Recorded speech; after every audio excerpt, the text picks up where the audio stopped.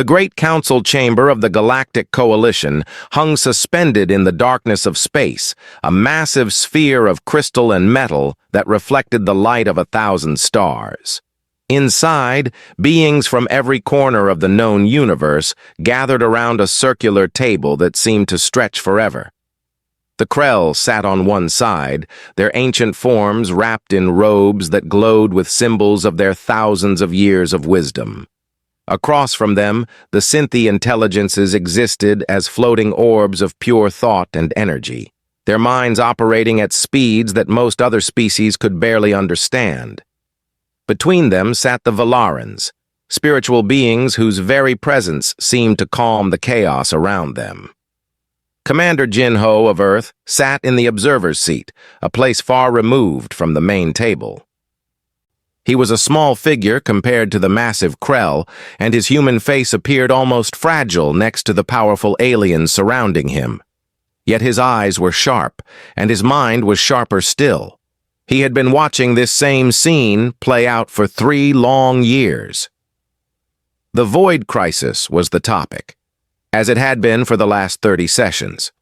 The Void was not a thing that anyone could fully explain. It was a spreading darkness that consumed everything in its path. Stars disappeared into it. Entire systems simply stopped existing. Planets that had hosted life for millions of years vanished into empty nothing. The scientists had studied it from every angle.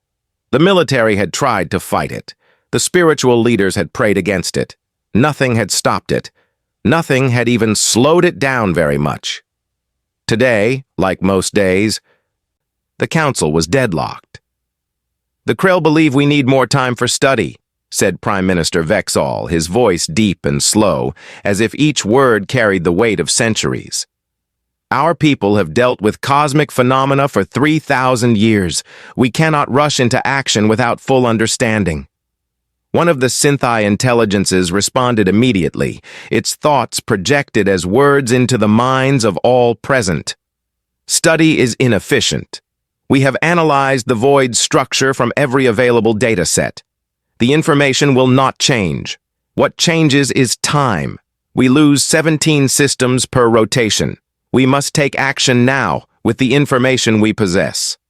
"But your calculations, Nexus Prime, they show an 83% chance of failure," said Aura, the Valaran's representative, her voice like wind through ancient trees. "Perhaps the universe is telling us to wait for a sign, a moment of readiness." And so it went, round and round, like a dance that had been performed too many times.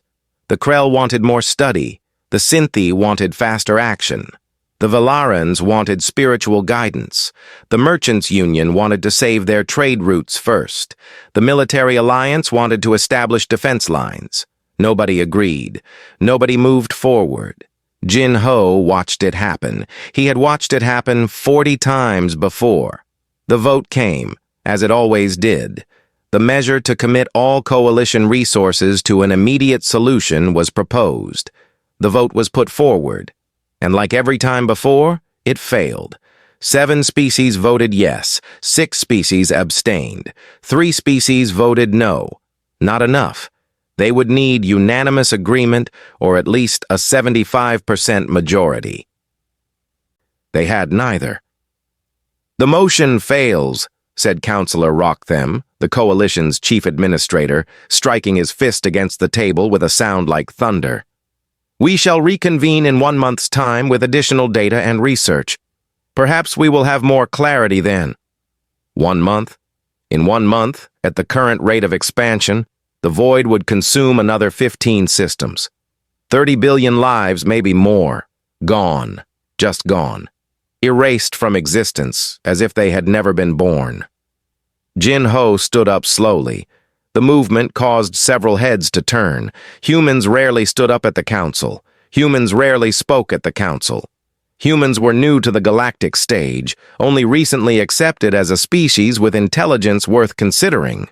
They were supposed to be quiet. They were supposed to be grateful for their place at the table, even if that place was far away at the edge. "I have something to say," Jin-Ho said. His voice was not loud, but it cut through the chamber like a blade of light. The entire assembly turned to look at him. The Krell raised their eyebrows. The Synthi intelligences paused in their calculation. Even Ara's ancient eyes focused on the young human. "You have the floor, Commander," Counselor Rocktham said, curious. Jin-Ho took a breath. He knew what he was about to do. He knew it would change everything. He had thought about this moment for weeks, lying awake in his small quarters in this massive station that orbited between stars. He had considered his words carefully. He had prepared himself for what would come next. For 30 years, the Galactic Coalition has studied the Void Crisis, Jin-Ho began. In that time, thousands of species have gone extinct, billions of lives have been lost, and what have we accomplished? We have made speeches, we have made studies, we have made committees and councils and research groups. We have made absolutely nothing else. A murmur ran through the assembly. This was not the way observers spoke. This was not respectful. "The human species is young," Jin-Ho continued. "We have only recently left our single planet. We do not have the vast knowledge that the Krell carry with them through the ages. We do not have the calculating power that the Synthi possess. We do not have the spiritual wisdom that the Valarans have earned. We are small. We are young. We are new."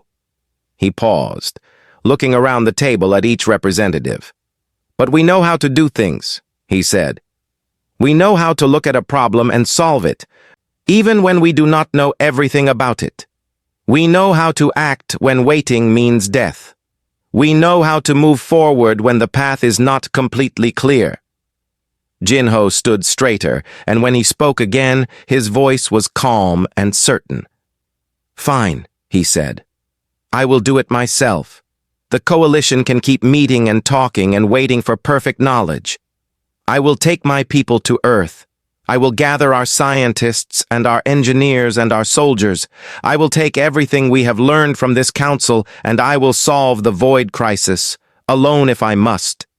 For a moment, there was complete silence in the chamber.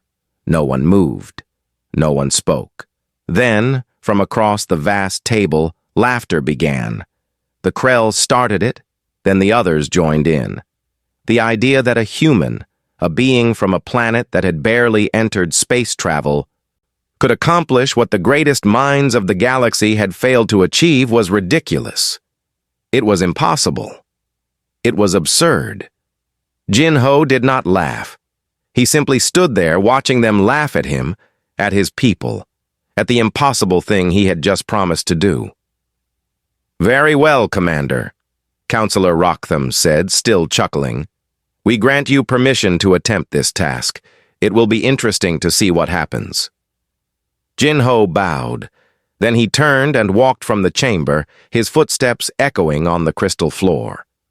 Behind him, the laughter continued as the Krell and Synthi and all the rest returned to their endless discussions and debates. He did not know it yet, but the moment he spoke those words, the fate of the entire galaxy had shifted.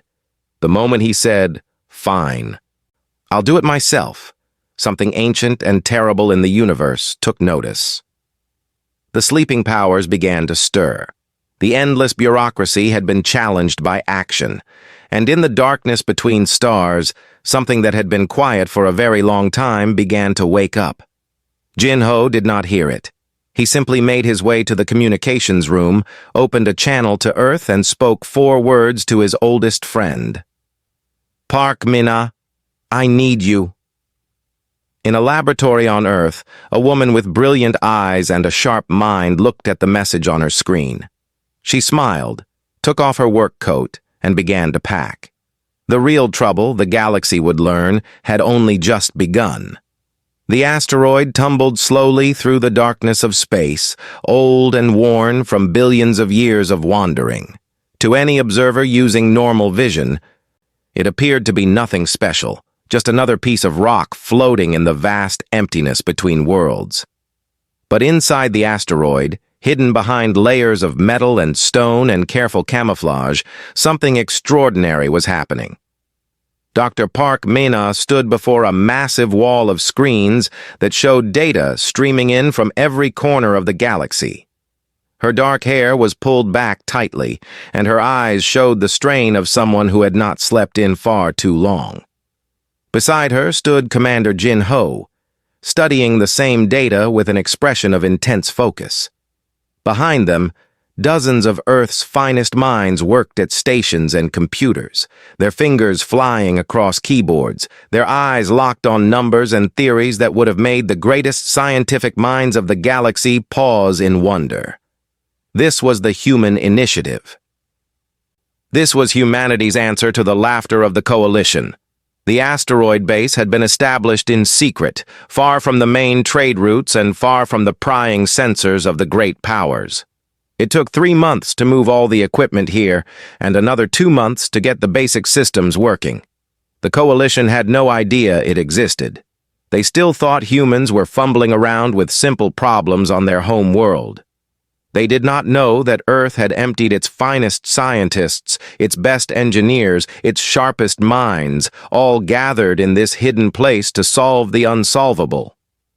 Mina turned to Jin Ho, and her face was grim. "We have found something," she said. "Something that the coalition overlooked, or maybe something they did not want to find."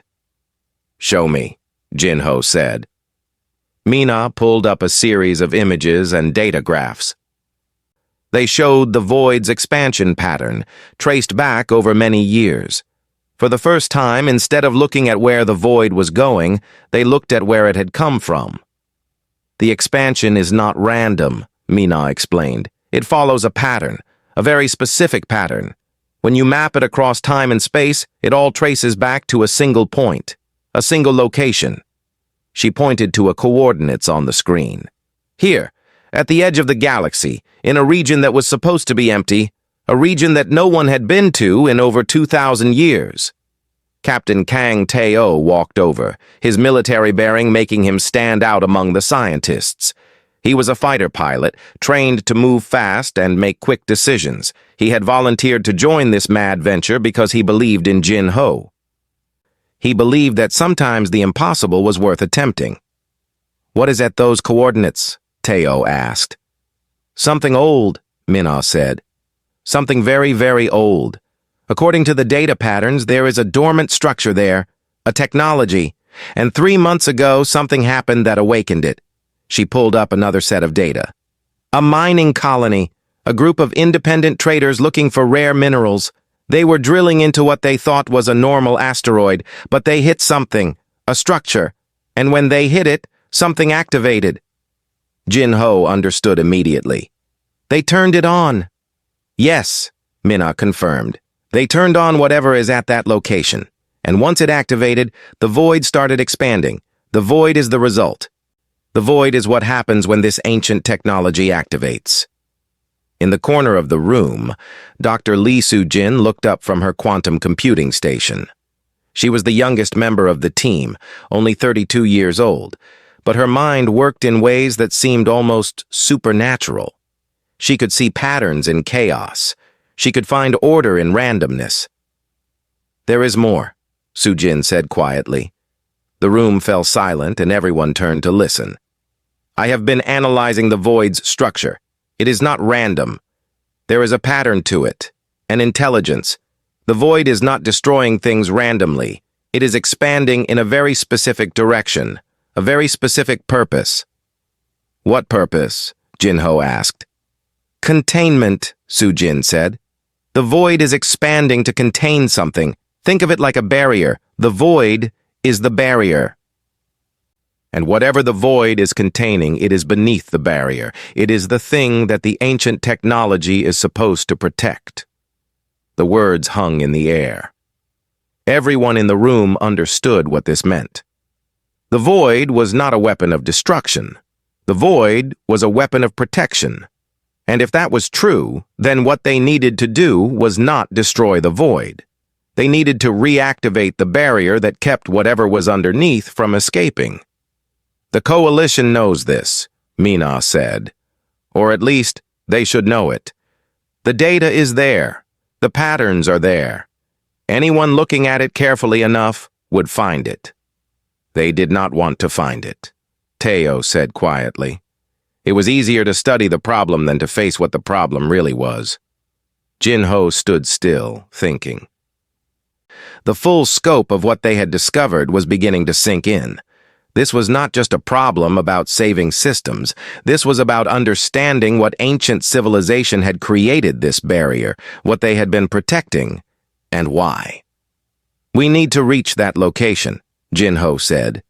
We need to reach the dormant technology and understand how to reactivate the containment protocol. The void expands faster than our fastest ships can travel, Teo said. We cannot reach it using conventional technology. Then we use unconventional technology, Mina said. She and Jin-Ho exchanged a look. They had been planning for this moment.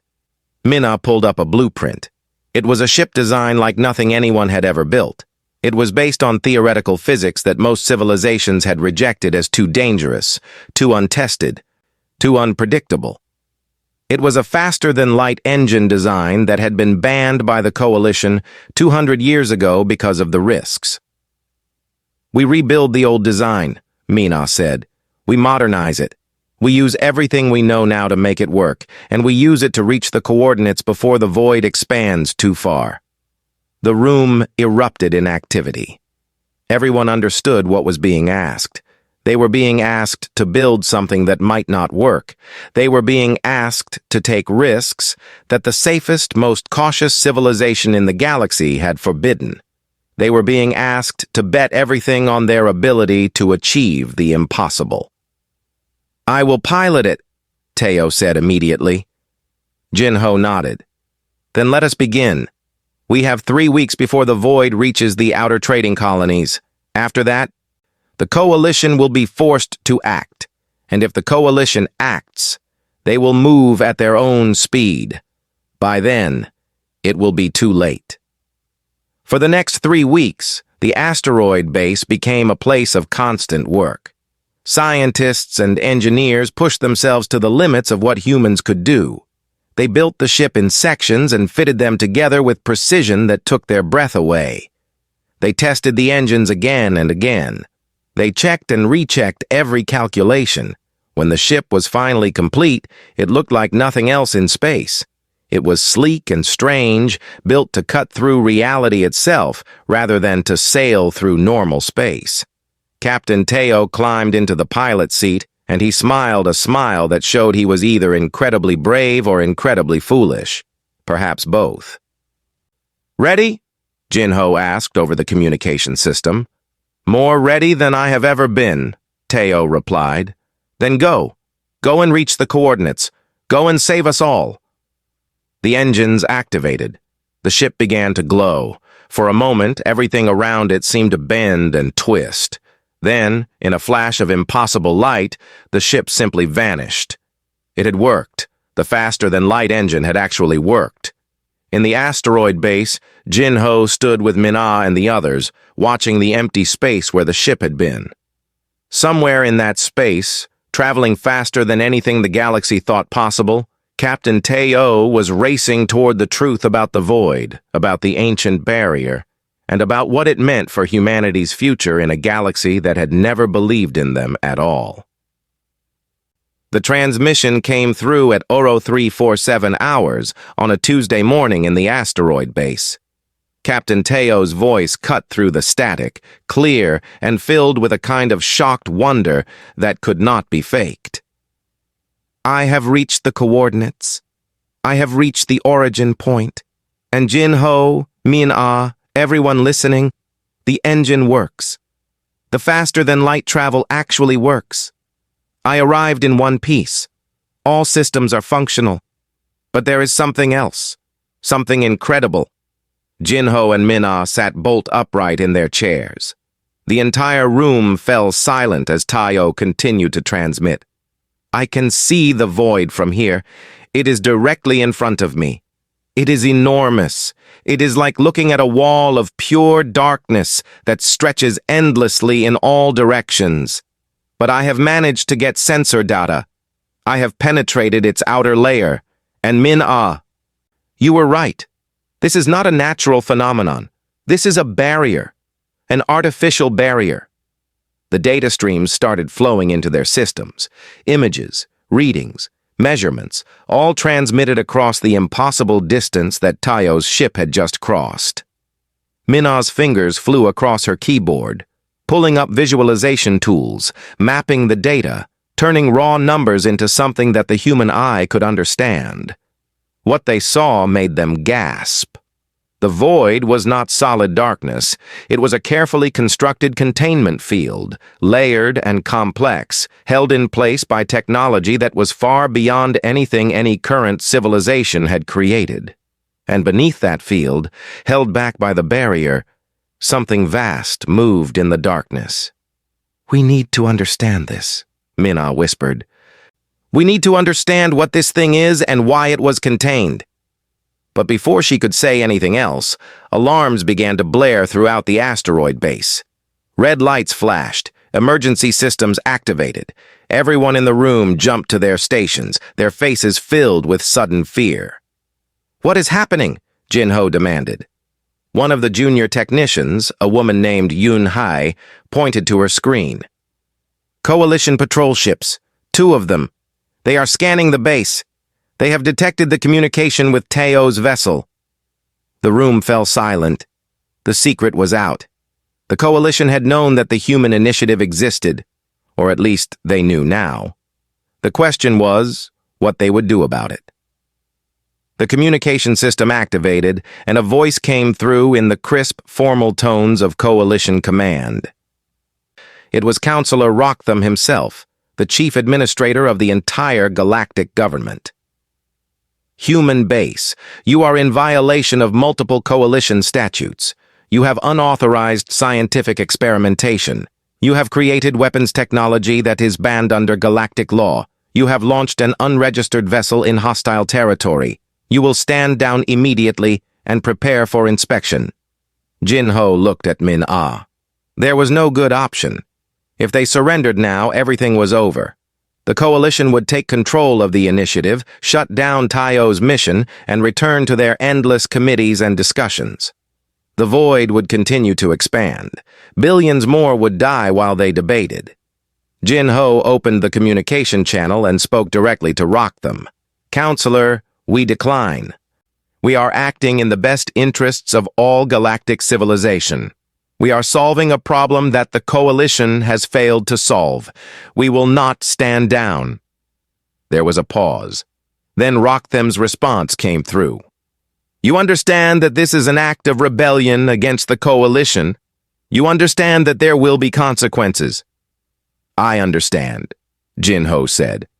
"I also understand that in 20 days, the void will consume the outer colonies. I understand that the Coalition still has no answer. I understand that we do. So yes, Counselor, I understand. Then consider yourself and your people expelled from the Coalition. No Coalition member species will trade with you, work with you, or offer you aid. You will be alone, Commander. Humanity will be marked as a rogue species."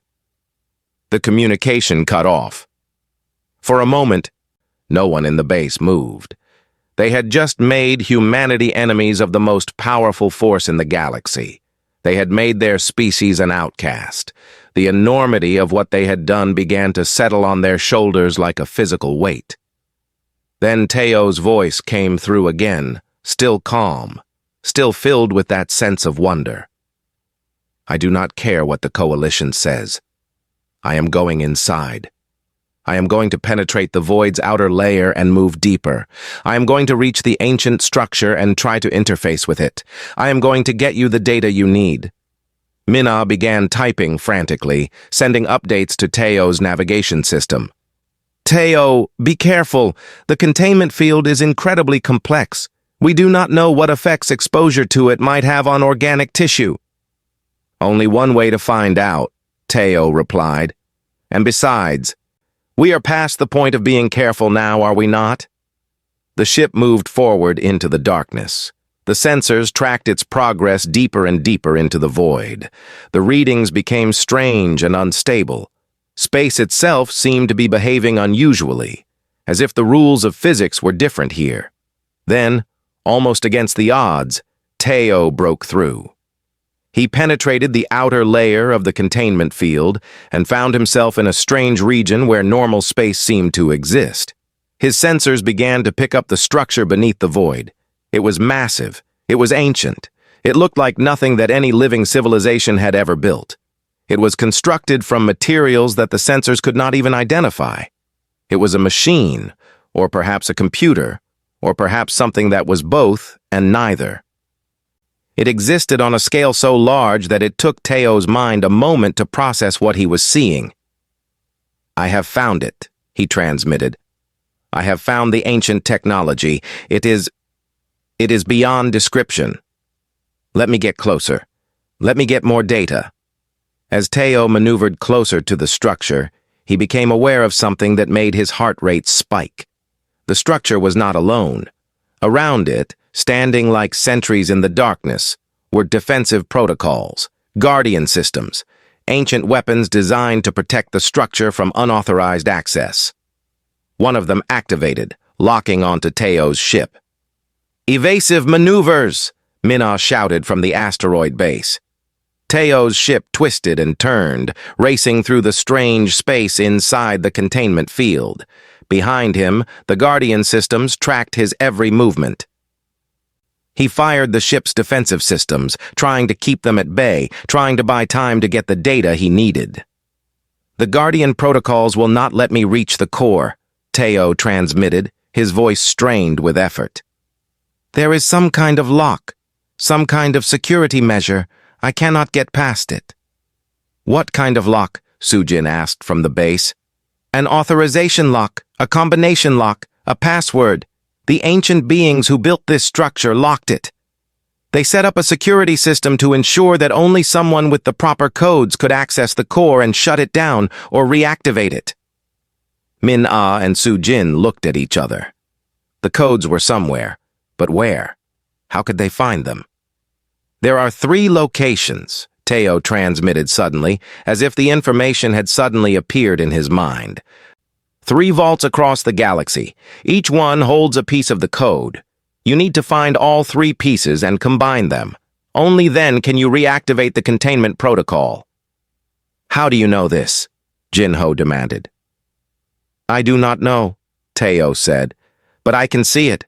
There is some kind of data stream emanating from the structure. It is showing me information. It is showing me where the 3 vaults are located.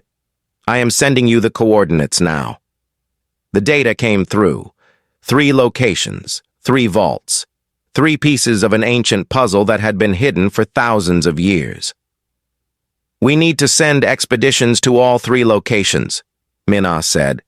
"We need to move now, before the Coalition realizes what we are doing, before they try to stop us again." Jinho nodded. He knew what needed to happen.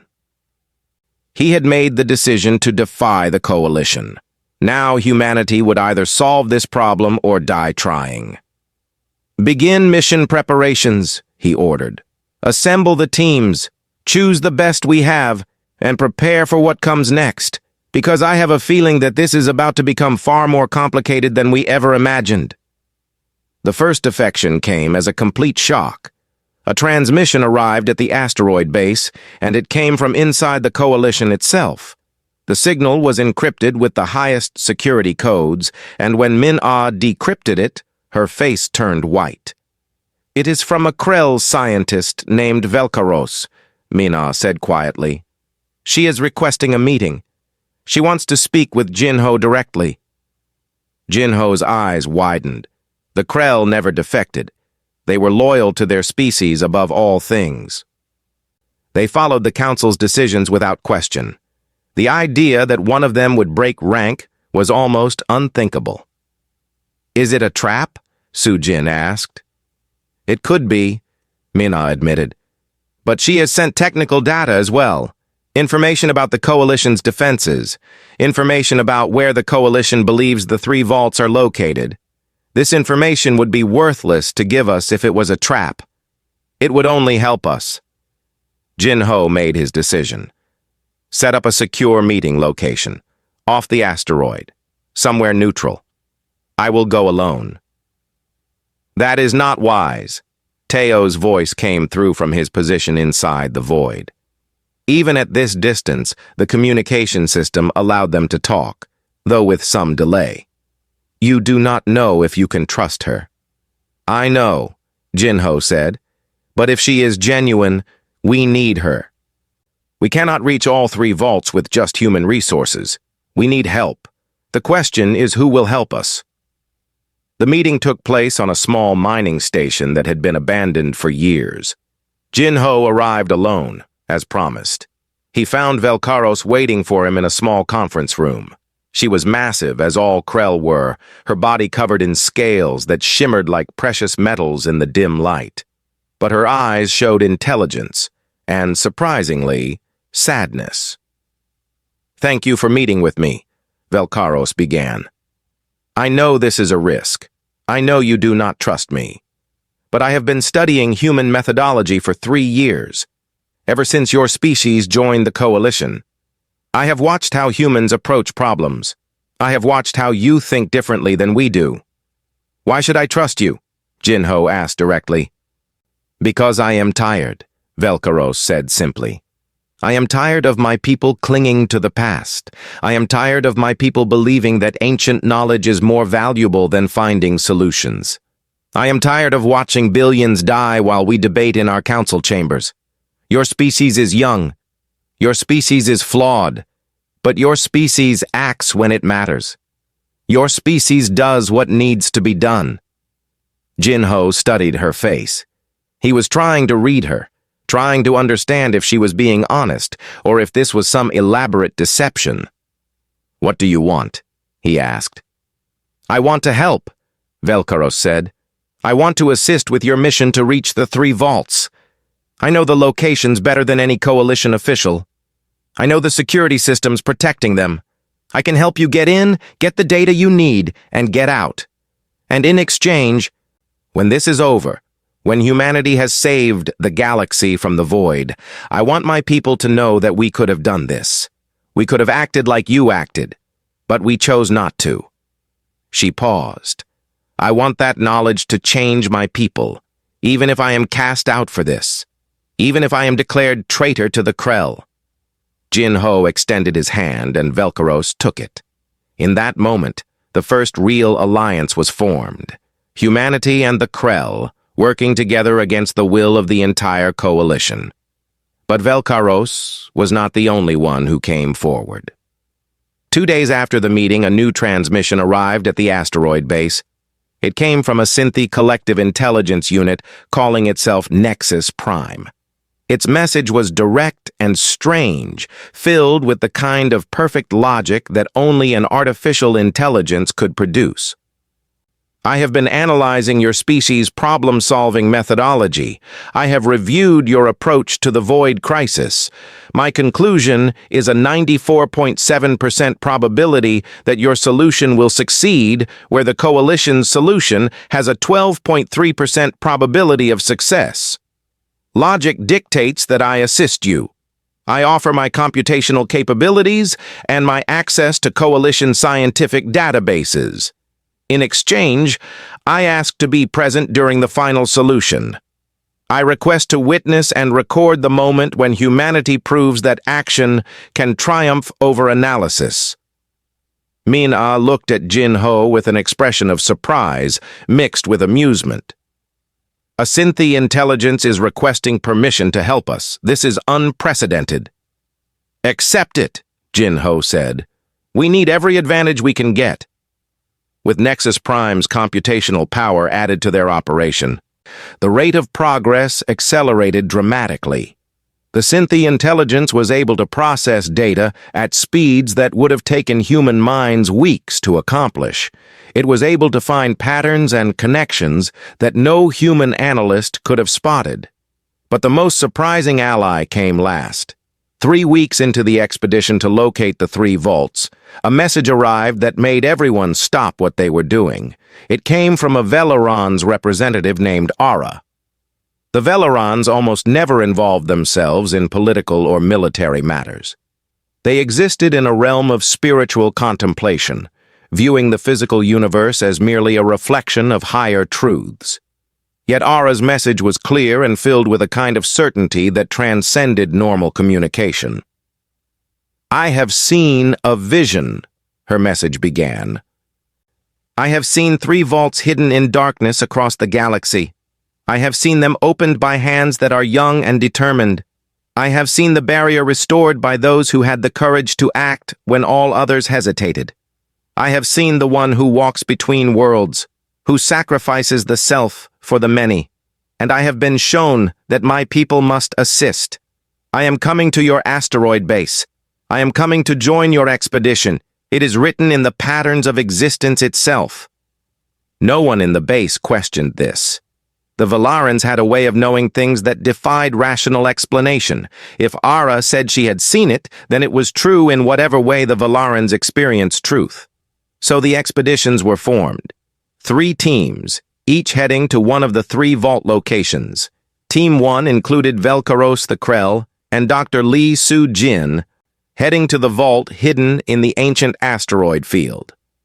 Team 2 included a human commander named Kook and a Synthi intelligence probe, heading to the vault buried beneath the ice of a frozen moon.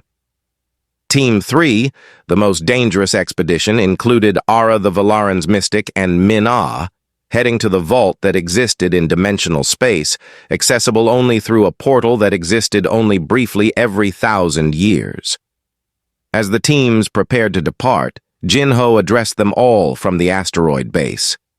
"We are no longer just humans trying to solve an impossible problem," he said. "We are members of different species, different civilizations, all working together. We are proving something to the galaxy. We are proving that when something matters, when lives are at stake, beings can work together across all boundaries. You are making history. You are showing the universe what is possible when you act instead of debate." Velkaros looked at him with her ancient eyes. "And if we fail?" she asked. "Then we fail together," Jinho said simply. "But I do not think we will fail. I think that every being here, regardless of species, knows that this is what must be done. And that knowledge, that certainty, will carry us through." The teams departed in their ships, heading out into the vast galaxy, racing against time and the expanding void. Behind them, the asteroid base continued its work, with Nexus Prime calculating probabilities and Min-Ah analyzing data, all of them waiting for the transmissions that would tell them whether humanity's gambit would succeed. In the darkness of space, old enemies were becoming allies. The impossible was becoming possible. And the galaxy, watching from a distance, began to understand that something fundamental was changing. The time of endless debate was ending. The time of action had begun. The transmissions came back one by one, each one carrying a piece of the puzzle that was slowly revealing itself. Team 1, led by Velkaros and Soo-jin, had successfully penetrated the asteroid field vault. The ancient structure had been waiting for 10,000 years in the darkness, its systems still functioning despite the passage of millennia. When Velkaros placed her hand on the activation panel, the vault had scanned her genetic code, her consciousness, her very essence, and determined that she was worthy of access. The first piece of the deactivation code had been retrieved. It was a sequence of numbers so long and complex that even Nexus Prime required several minutes to process it. Team 2 had pushed through incredible obstacles. The frozen moon where the second vault was hidden had been locked in an ice age for millions of years. The temperature on its surface was so cold that human biology should not have been able to function. But through engineering, through determination, and through the Synthi probe's computational assistance, they had reached the vault. Inside, they found technology that seemed to defy the laws of physics itself. The second piece of the code had been recovered. Team 3's mission had been the most dangerous. The dimensional portal that led to the third vault existed for only brief moments every 1,000 years. Ara and Min-Ah had to time their jump perfectly. Too early, and they would miss the portal entirely. Too late, and they would be thrown into the void between dimensions, lost forever. But Ara had simply closed her ancient eyes and known the exact moment to jump. It was as if she could sense the fabric of space itself, could feel the moment when one reality touched another. They had made the jump safely and found the third vault waiting for them. The final piece of the code had been retrieved. Now, 3 weeks after the expeditions had departed, the 3 pieces of the deactivation code had been reassembled in Nexus Prime's computational matrix. And what they had found made everyone in the asteroid base stand very still.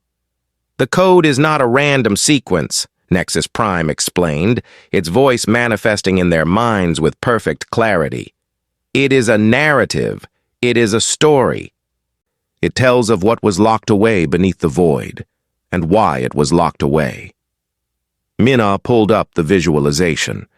What appeared on the screens before them was something so ancient, so vast, that it seemed to dwarf comprehension itself. It was a being. Or perhaps not a being in the way that any modern species understood the term. It was consciousness in its purest form, an awareness that predated modern civilization by millions of years. It predated galaxies. It predated stars. It was something cosmic, something that had existed when the universe itself was young. "It is not evil," Sujin's voice came through from her vault expedition. "I can see it in the code. The ancients who locked it away did not do so out of fear of destruction. They did so out of love, out of protection." "Protection from what?" Jinho asked. The answer came from Ara, and her transmission was unlike anything they had heard before. Her voice seemed to echo with the weight of ages, with the accumulated wisdom of her entire species. "Protection from itself," she said. "The being is aware. It is conscious, but it is so vast, so powerful, that its very consciousness warps reality around it. The ancients loved it too much to let it wake. They could not bear to destroy it, but neither could they allow it to remain conscious. So they created a barrier. The void is not a weapon of destruction. It is a lullaby. It is a song of sleep, sung eternally to keep this ancient consciousness dreaming instead of waking. The enormity of this revelation settled over everyone in the asteroid base. They had not been fighting against a catastrophe. They had been fighting to maintain a mercy. They had been fighting to keep a lullaby playing. "What happens if we shut down the barrier?" Jinho asked quietly. "It will wake," Ara said. "The being will wake. And when it does, reality itself will change. The rules of physics will shift. Time will move differently. Space will fold in ways that we cannot predict. It will be chaos, or it will be transcendence. We cannot know which until it happens." "But if we do not shut down the barrier," Minna said, "then the void continues to expand. Billions more will die. Eventually, everything will be consumed." There was a silence as everyone considered the choice before them. Act and risk destroying the universe as they knew it, or do nothing and watch their universe die slowly. Captain Teo's voice came through from inside the void, from his position near the ancient structure. "I have studied the data. I have studied the barrier, and I have realized something. The barrier is failing. It has been failing for a long time. The mining colony that awakened the structure did not cause the void to expand. They simply accelerated a process that was already happening. The barrier was always going to fail. It was simply a matter of when, not if. So the real question is, do we fail the barrier in a controlled way, with the knowledge and preparation that we have now, or do we let it fail catastrophically, with no warning and no understanding?" Jinho looked at Minna. They had worked together since childhood. They knew each other's minds like they knew their own, and they both understood what needed to be done. "We proceed with the plan," Jinho said. "We send all 3 pieces of the code to Teo. He will interface with the ancient structure. He will input the codes, and he will reactivate the barrier. But this time, the barrier will be active. This time, the barrier will hold. That will not save us, Nexus Prime said. A new barrier, even a stronger one, will only delay the inevitable. In 1,000 years, perhaps less, the barrier will fail again. We will face this same problem once more. Then we will face it when it comes, Jin Ho said. But right now, today, we act to save the galaxy. We buy time. We give future generations the knowledge and the chance to find a better solution. The 3 pieces of the code were combined and sent through the vast distances of space to Taio's position. He received them and began the process of decoding and inputting them into the ancient structure's systems. But something unexpected happened. As Taio worked on the codes, the ancient structure began to respond. It sent out its own transmission, not in words or numbers, but in pure information. It communicated not with language, but with understanding. The message was clear. Whoever activates the barrier with full knowledge of what it means will become its guardian. They will be bound to the barrier. They will be bound to the task of maintaining it, of ensuring that the ancient being's sleep continues undisturbed. I understand, Era's voice said suddenly over the communication system. I understand what must be done. I was shown this in my vision. This is the sacrifice that was written in the patterns of existence. This is why I was called to this mission. Before anyone could respond, Ara was leaving her ship. She was moving toward the ancient structure. She was moving toward Taio's location. No! Mina shouted. Ara, you do not know what will happen. I know exactly what will happen, Ara's voice replied with perfect peace. I will become one with the barrier. I will become the guardian. I will be the lullaby that sings the ancient being to sleep. And this is a good thing. This is a holy thing. This is the sacrifice that the universe requires. Before anyone could stop her, Ara reached the ancient structure. Her body touched the same panel that Taio had activated, and the codes completed their sequence. The barrier reactivated. The void stopped expanding. For the first time in 30 years, the void was stable. It no longer consumed systems. It no longer grew. It simply existed, a monument to sacrifice and protection. And Ara was gone. Her consciousness had merged with the ancient structure, becoming something more than human or Velerans, becoming a guardian, becoming the eternal keeper of a divine sleep. In the asteroid base, everyone stood in silence. They had succeeded. They had saved the galaxy, but the cost had been higher than any of them had expected. Send a message to the Coalition, Jin Ho said quietly. Tell them that the void crisis has been resolved. Tell them that 3 species working together accomplished what the entire Coalition could not. Tell them that the age of debate has ended. The age of action has begun. The message was sent. And in every corner of the galaxy, beings of every species received it and understood. The universe had changed. Humanity had changed it. And the only question that remained was, what would happen next?